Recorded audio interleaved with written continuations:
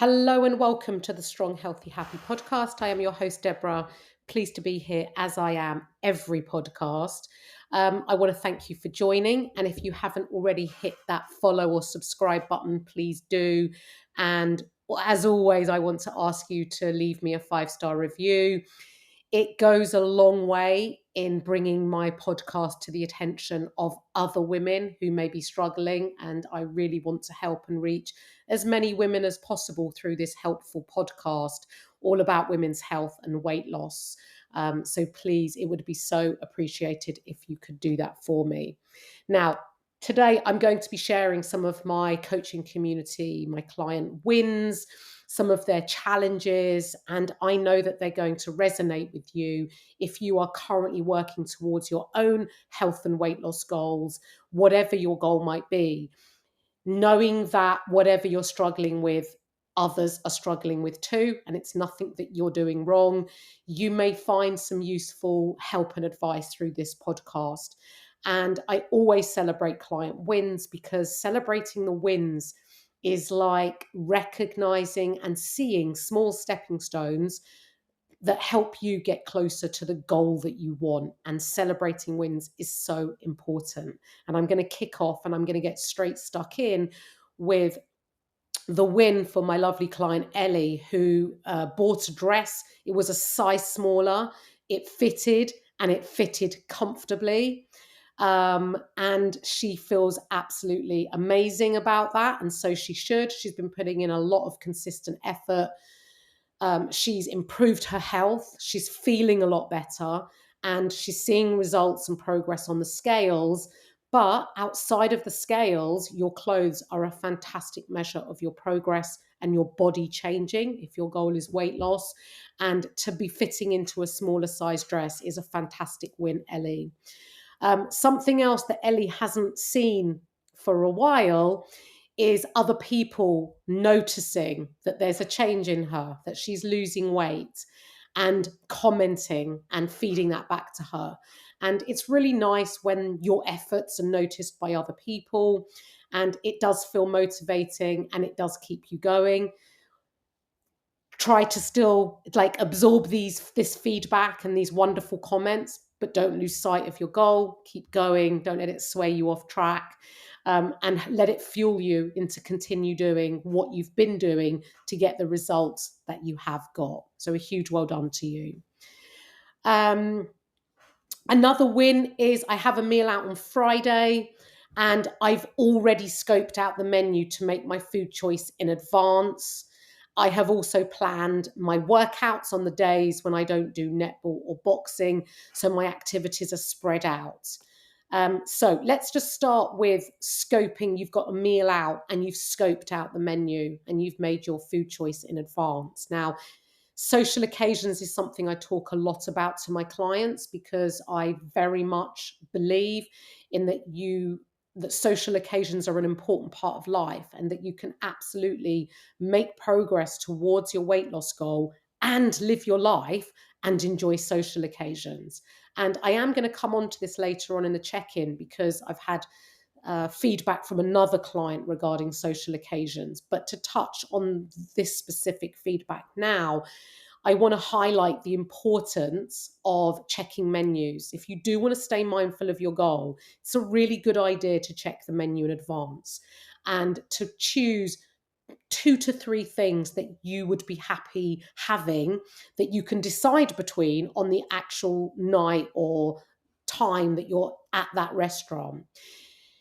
It's a really good idea. A lot of restaurants, if they're major chain restaurants, have calories on menus. And so it enables you to plan your day in advance, know the calories of the foods that you're choosing or thinking of choosing, and then you can make informed decisions. But if you don't do any planning ahead and you get there on the night, you're less likely to make the smarter choices or make the logical or sensible decisions that align with your goals, because often we can get persuaded. You might turn up a little bit hungry, which is never a good idea. And so planning ahead is a really, really smart idea. And this client has absolutely done that. Now, she's also this week planned her workouts in advance. She plays netball. She also does a boxing class, and she's also resistance training as part of coaching. And she's decided that she wants to spread them out and plan them better and not do everything all in one day. And this is really key. The one piece of advice I would say to you is do make sure you have at least one complete day of rest where you're not doing any form of exercise. Obviously, you can keep moving and walking and, being active in that way, but try and have one complete day, because you need your rest day to recover and to also just give you a break from moving your body and putting it under stress that you will do from exercising, which is perfectly normal. But we want to promote recovery so that you can go into your next workout or into your next netball match feeling recovered, strong, and ready to go. Now, Lynn has this week, she's achieved 2 gym sessions, 1 park run. Her steps have increased and she's tracking her food. Now, for Lynn, and obviously I know Lynn well, this is huge progress. She's a busy working corporate lady, and doing 2 gym workouts and scheduling them into her day and staying accountable to them is a huge win. And she did her first park run. I think it's first park run ever, or if you have done it before, it's the first time for a while. And I want to add in here, because I know in the group chat that Lynn commented that she came in last on the park run. And I really want to not say here that it doesn't matter how fast or how you did. The main thing is that you went, you took it on, you did a combination of walking and a little bit of jogging when you could, and you completed it. And you felt awesome for doing it. And this is a huge win. And it doesn't matter where you come. Everyone turns up to do a 5K. No matter whether you're first or last, you both achieved a 5K. So do remember that. Your steps have increased this week. You've been more active, which is a positive, not just to your health, but it also supports your weight loss goal. And you now tracking your food is enabling you to better manage your calorie intake. Before, it was a little bit of a stab in the dark when you weren't tracking. So the fact you're tracking now is really enabling you to understand food values, protein content. And as a result, you have seen movement on the scales this week. And it's very encouraging. And you yourself say that it feels great to have something positive to report. And I want to remind you that those scales have moved because of your actions, because of you tracking your food and better managing your intake, because you've done your workouts, because you've been overall much more active, hit your steps. You have adhered to all your targets. Not perfectly. We don't need to be perfect. We do need to be consistent. And you have been so much more consistent this week. And as a result, the scales have moved as a byproduct of your actions. So going into this new week, focus on planning, scheduling, and ticking off all those actions that you need to do. And you will have another successful week next week. A client enjoyed a night out. She chose to drive, so she didn't drink. She enjoyed herself. She enjoyed the food, but she did make a conscious decision to not only not drink, but also to limit the amount of bread that she ate. And I want to again reiterate how important socials are. They are an important part of life, human connection, socializing, enjoyment, having fun is really important. And to put your life on hold to pursue weight loss is really not a healthy or sustainable long-term approach to successful weight loss. If you put your life on hold and live a life that isn't realistic for you to do in the long term, it's going to be more of a short-term fix. And you don't want that. You're here to get long-term weight loss success. And if you're listening to this and you are cancelling social occasions or not participating in social events and finding an excuse not to go, you're missing out on living your life and losing weight. And I strongly believe that you can do both. You can do both. Now, the way I support my clients to be able to do both, to have an active social life and make progress towards their weight loss goal, is with a number of strategies and approaches. And these, touching lightly on them, it's about planning, It's about being willing to compromise. It's about making empowered choices. It's learning to sometimes say no, thank you. And it's also recognizing what is important to you, what your values are, what it is that you want to achieve, and ultimately how it is that you want to feel. And when you understand and you recognize these things, it will help you make the decisions that align with your goal and all the things that you want to achieve as part of that goal. Vicky. Now, this is Vicky with a K. We have two Vickies in the wins today. Vicky is new to coaching. She has tracked all her food intake since she started. She has tracked before, but it kind of fell by the wayside. And she's here now to improve her health, lose a little bit of weight, and feel much better in herself. And tracking her food has enabled her to be hitting her nutrition targets. She has also found her Fitbit, which she hadn't worn for a long time, and she's dusted it off and she's put it back on. It's charged, and she's now managing her movement and her steps. And she also returned to the gym after a long absence and completed her first workout. Huge wins, Vicky. Now, my other Vicky with a K, with a CKY, Vicky with a Y, she has had much better sleep this week. And my question to you, Vicky, is what do you think has supported better sleep? It's really important to recognize what you've done well and how it's resulted in better sleep. And whatever it is that you have done, we want to repeat it so that you have better sleep this week. There is nothing worse than poor night's sleep or lack of sleep, disturbed sleep. It reduces your energy. You feel exhausted. Your mood is on the ground. You don't feel in a very good mood. And also, when you've had poor quality sleep or lack of sleep, it can also increase your hunger and you reduce your feeling of fullness, which is really not conducive when you have a weight loss goal, and when you want to be increasing your movement but not having the energy to do so. We really do want to support good quality sleep. So this is a really big win for you, Vicky. So they're my wins that I'm going to read out this week. And if you're listening to this and you're not a client of mine, and you're like listening to these wins thinking, oh, I wish I could have these wins, or I wish I felt a bit more like that, or I wish I could fit into my dress, or whatever that you've listened to, if it's spiking your interest and you're thinking, I would like a bit of this, in the show notes are all my contact details, my social media. Reach out, ask me questions, find out more about coaching. I can help you as well. Now, let's move into challenges. So I have a client who is struggling to eat to her calorie target. Now, let me just explain something. When a client tracks their food, and not all my clients do track, I use different methods to suit different clients. But this client, the clients that track, they have a calorie target. And the calorie target is an amount of calories, and they also have a protein target to hit because protein is the most important macronutrient, i.e., carbs, fats, and protein.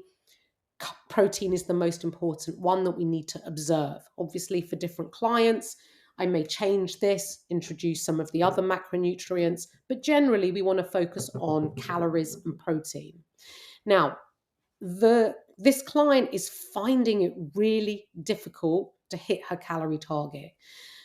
And in her own words, she says, I find I'm not at my calorie target. I'm hitting the protein, but not the calories, and not sure whether I should eat if I'm not hungry and what's the science behind it.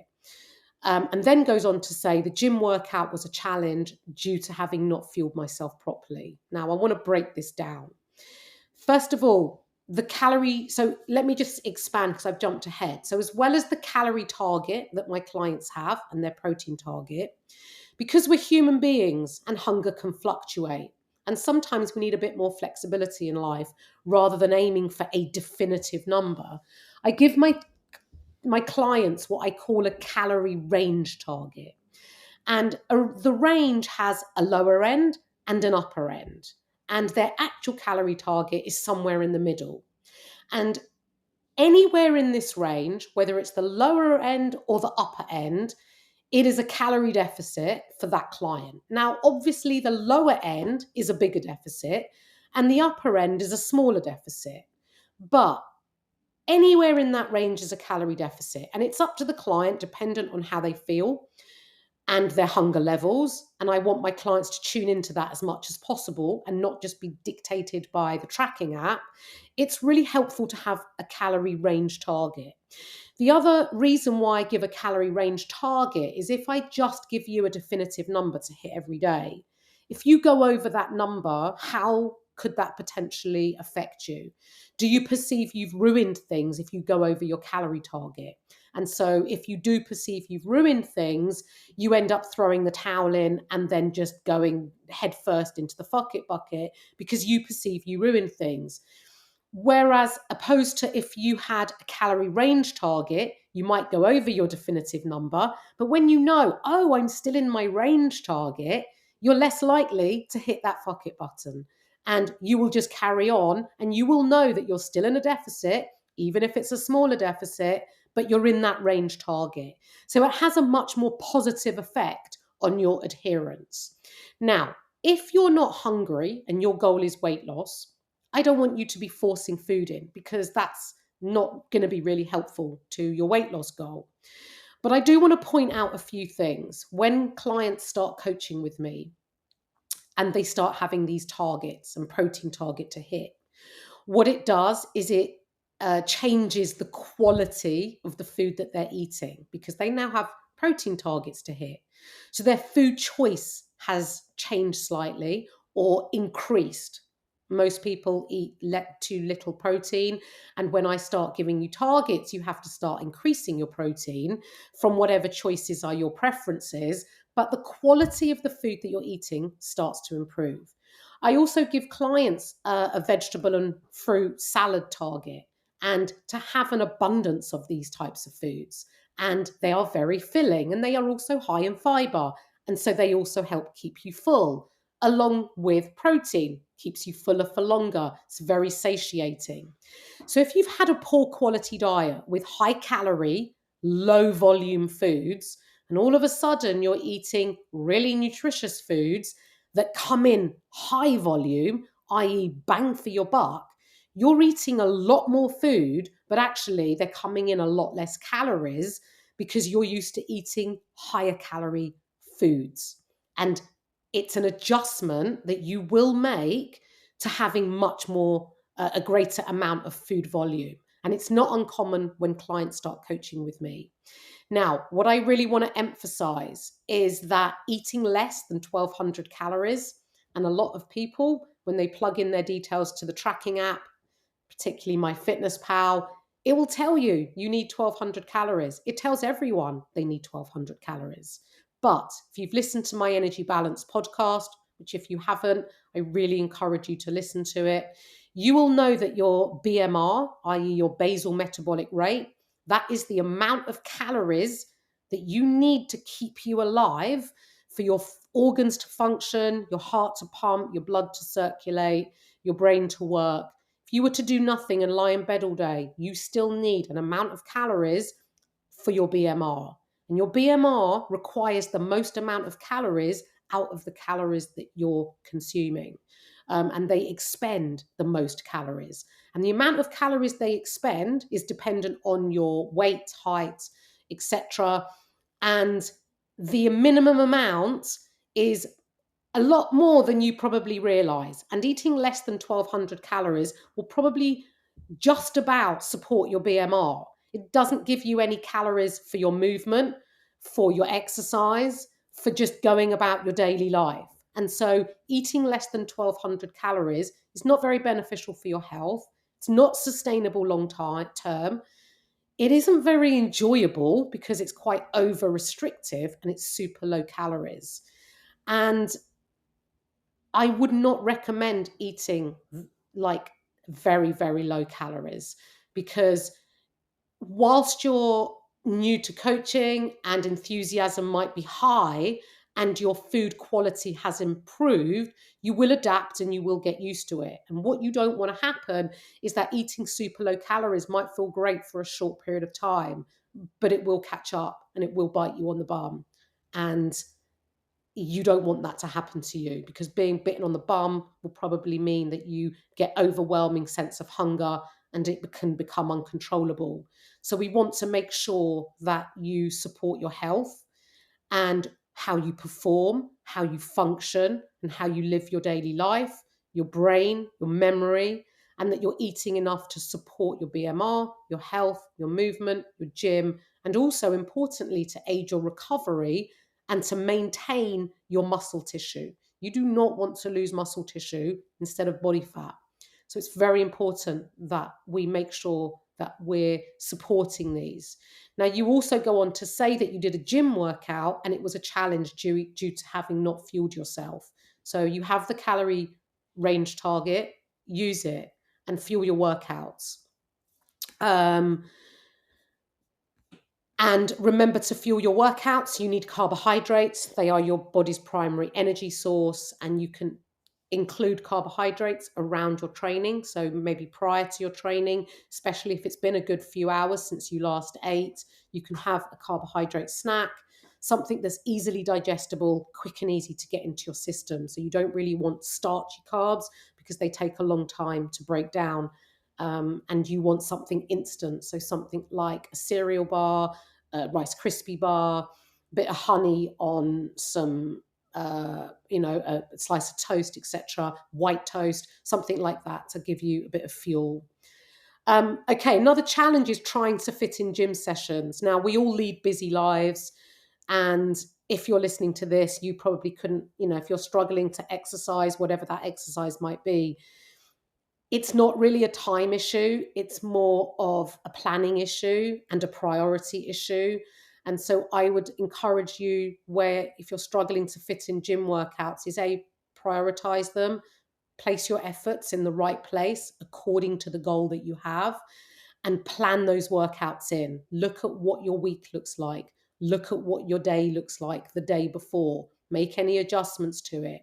Schedule it in. See when it's going to fit in and work around your day, your week. Try not to leave everything to the end of the week. Try and get it in early in the week. At least you've banked one. And then you only have to get another one or two in at the rest of the week. It's really important. And then to stay accountable to the plan that you have made yourself. Now, one of my clients, we had a group Zoom call this week, and one of my clients on this call committed to 2 workouts, but she didn't do them in full. Now, she did still do them. So I have some follow along workouts that my clients can do where I'm leading them through a workout, as well as programmed workouts. And what my client did is she remembered some of the exercises from the follow along workouts, and she wrote her own little workout. And I think this is fantastic.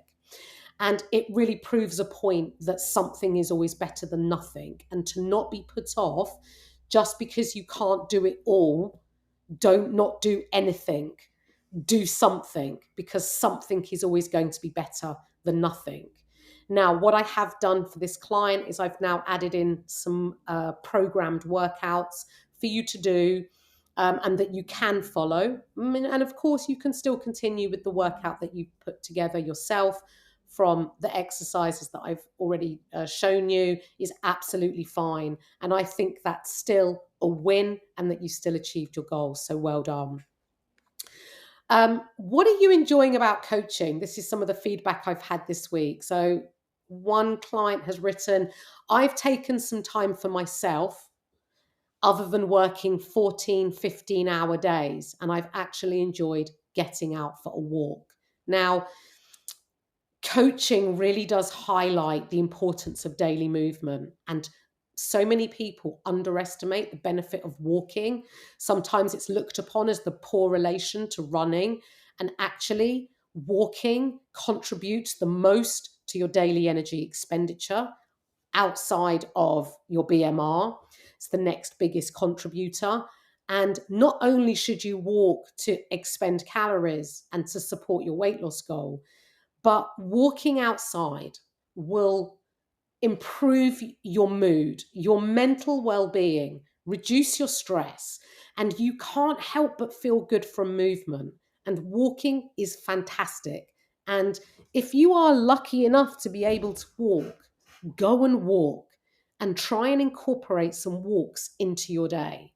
we can all get stuck behind our desk. We can all leave things like ourselves and prioritize ourselves to the very, very bottom of the list. And you can get through a whole day and realize that you did nothing to support your own mental well-being and physical health. And I'm so pleased that for this client, she is now recognizing this and is walking. She's also recognizing that she's eating healthier, and previously she was more like lazy and grabbing convenience foods. And remember, convenience foods are your low volume, high calorie foods. And that's why it's been a bit of an adjustment to having more volume, lower calorie foods. And you're preferring to eat better. And I do want to sort of draw your attention here that what you eat affects the way that you feel. And no one feels great and full of energy from eating convenience, high calorie, high sugar, high fat foods. Now, there's nothing wrong with those foods. I have an all-inclusive approach to my coaching, and including these foods are really important, but they take up the minority of your diet. But you can absolutely include them. But the majority of your diet coming from whole food sources, loads of veg, loads of fruit, getting your protein in will make you feel better, and you will notice a difference. Another client has written that she's enjoying the interaction in the group so far. And another client is really happy that she's been consistent with the food choices and finding the support and encouragement from the group. Amazing, and enabling her to do just that. So lots of positivity this week. So keep up the great work. Now, my clients are now having a one-to-one check-in next week. So there won't be a podcast episode. It will be a one-to-one check-in. So fill out those check-in forms. And if you're listening and you're interested in coaching, please do reach out. Follow me on social media, and I look forward to catching you up soon. And well done to my clients this week.